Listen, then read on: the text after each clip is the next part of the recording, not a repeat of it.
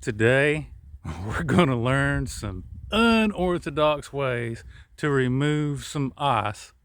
If you can look around here in Tennessee, wow, I'm going on the 8th day without power here.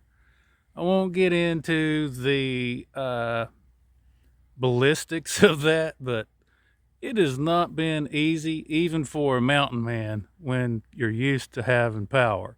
So it's a whole other thing when you can't get down your driveway. But we're about to fix that.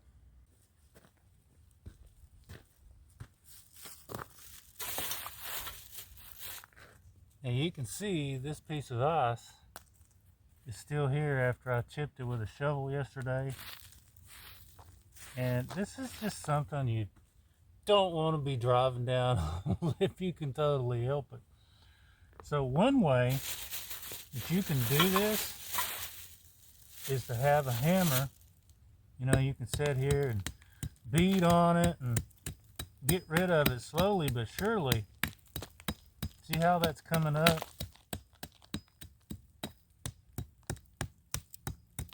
Well, how much time do you have, right? So we'll set that aside. We're going to go ahead and get our torch out.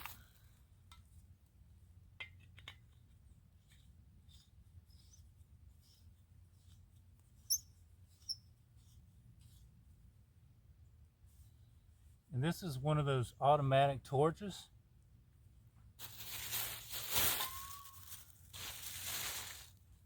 We're going to go ahead and scrape off what we can here.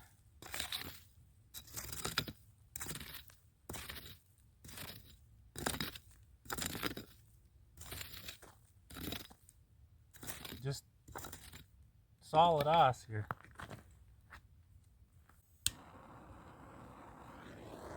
Take your torch.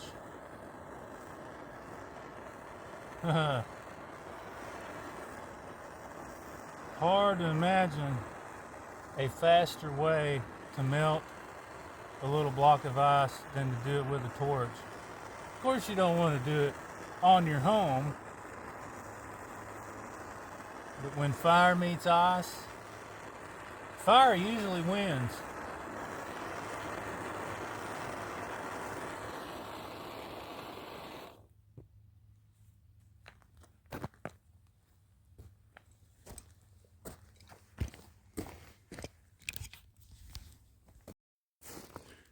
Now you can just watch how easily this stuff just chips away.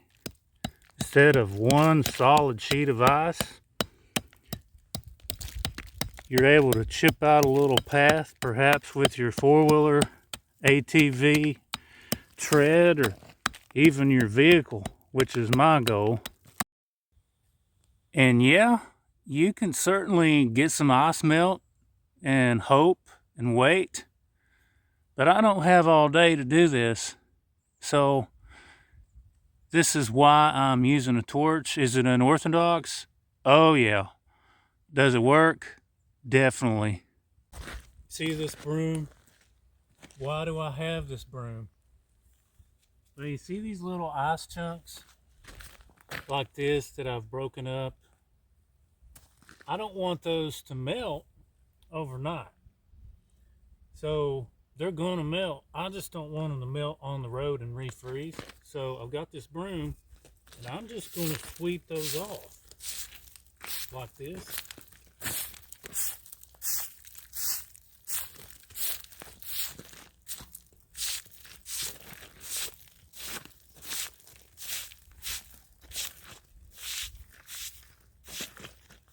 All this stuff.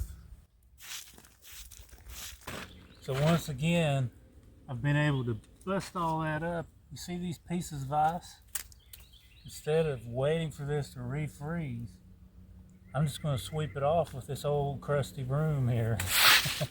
Check that out. A lot less work than holding a shovel.